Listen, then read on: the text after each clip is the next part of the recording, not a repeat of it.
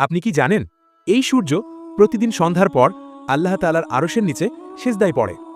সেই মুহূর্তে সে তার রবের কাছে দোয়া করে, হে আমার প্রভু, আমাকে আবার উদিত হওয়ার অনুমতি দিন। আল্লাহ পাক তাকে অনুমতি দেন এবং প্রতিদিনের মতো সূর্য পূর্ব দিক থেকে উদিত হয়। এভাবে চলছে যুগের পর যুগ। কিন্তু চিরকাল এমন চলবে না। একদিন আসবে যেদিন সূর্য আবার অনুমতি চাইবে, কিন্তু আল্লাহ তাআলা তাকে অনুমতি দেবেন না। সে আবার মিনতি করবে, কিন্তু তাকে অনুমতি দেওয়া হবে না। তখন পৃথিবীতে রাত হবে ভয়ঙ্কর দীর্ঘ। মানুষ বিভ্রান্ত হয়ে পড়বে। কেউ ভাববে আজ হয়তো সূর্য আর উঠবেই না।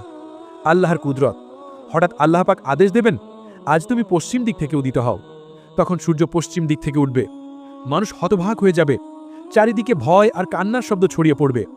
সবাই চিৎকার করতে করতে তওবা করতে চাইবে, কিন্তু আফসোস, সেই তওবা আর কবুল হবে না।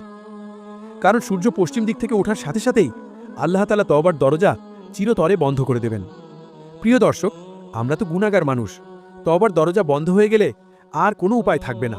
তাই আসুন দেরি না করে এখনই তওবা করি। চলুন সবাই একসাথে কমেন্টে লিখি আস্তাগফিরুল্লাহ, যা কিয়ামত পর্যন্ত আমাদের জন্য সাক্ষী হয়ে থাকবে।